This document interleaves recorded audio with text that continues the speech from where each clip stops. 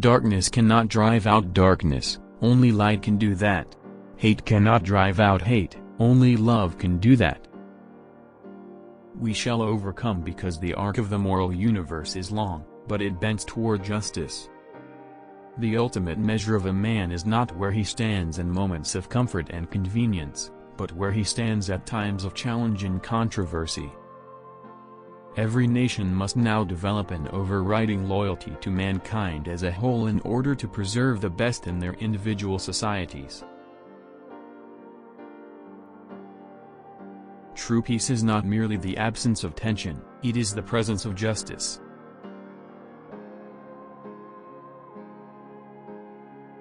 It is not enough to say we must not wage war. It is necessary to love peace and sacrifice for it. We must concentrate not merely on the negative expulsion of war, but the positive affirmation of peace. I believe that unarmed truth and unconditional love will have the final word in reality. This is why right, temporarily defeated, is stronger than evil triumphant. I have the audacity to believe that peoples everywhere can have 3 meals a day for their bodies, education and culture for their minds, and dignity, equality, and freedom for their spirits. Make a career of humanity. Commit yourself to the noble struggle for equal rights. You will make a better person of yourself, a greater nation of your country, and a finer world to live in. Injustice anywhere is a threat to justice everywhere. We are caught in an inescapable network of mutuality, tied in a single garment of destiny. Whatever affects one directly, affects all indirectly.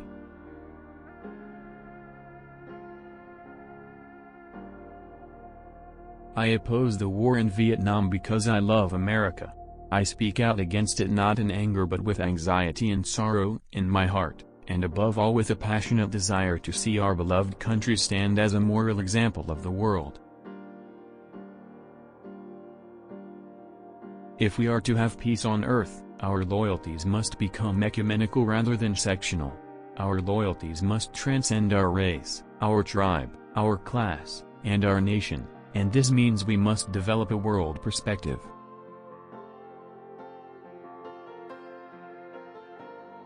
I was a drum major for justice, peace and righteousness.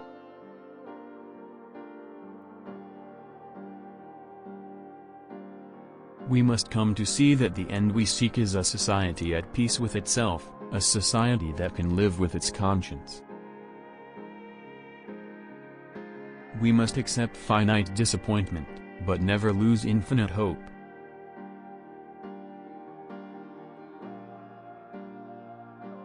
Forgiveness is not an occasional act.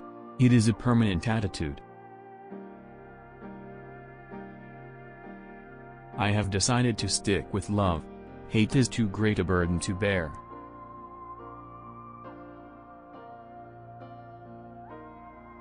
Faith is taking the first step even when you don't see the whole staircase.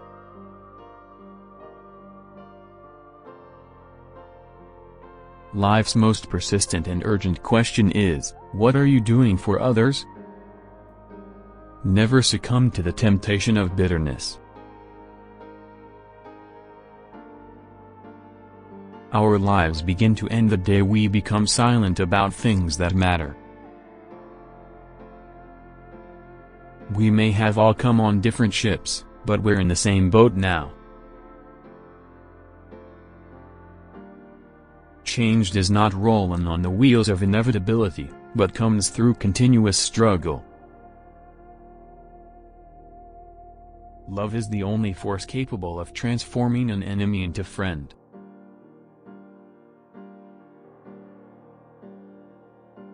There comes a time when one must take a position that is neither safe, nor politic, nor popular, but he must take it because conscience tells him it is right. Let no man pull you so low as to hate him.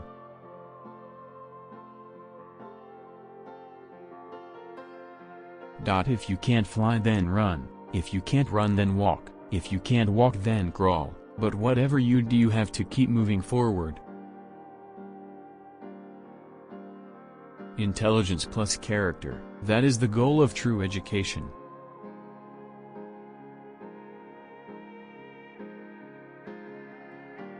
Out of the mountain of despair, a stone of hope.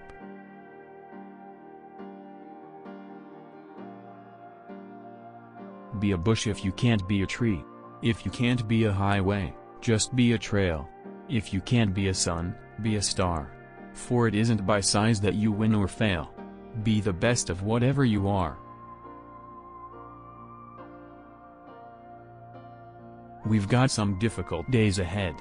But it really doesn't matter with me now because I've been to the mountaintop. I've looked over and I've seen the promised land. I may not get there with you. But I want you to know tonight that we as a people will get to the promised land.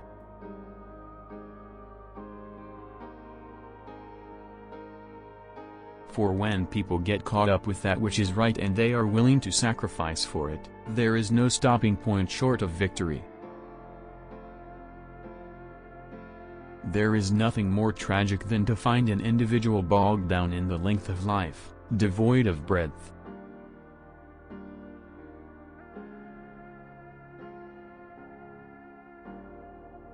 Shallow understanding from people of goodwill is more frustrating than absolute misunderstanding from people of ill will. Man must evolve for all human conflict a method which rejects revenge, aggression and retaliation. The foundation of such a method is love. There comes a time when people get tired of being pushed out of the glittering sunlight of life's July and left standing amid the piercing chill of an alpine November.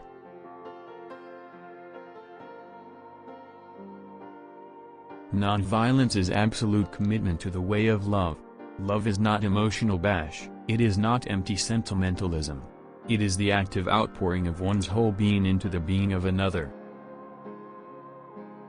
Rarely do we find men who willingly engage in hard, solid thinking.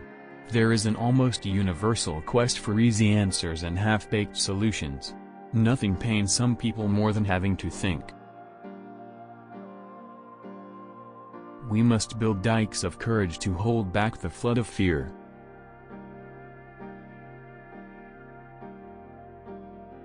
Let us not seek to satisfy our thirst for freedom by drinking from the cup of bitterness and hatred. In some not too distant tomorrow the radiant stars of love and brotherhood will shine over our great nation with all their scintillating beauty. I am not interested in power for power's sake, but I'm interested in power that is moral, that is right and that is good.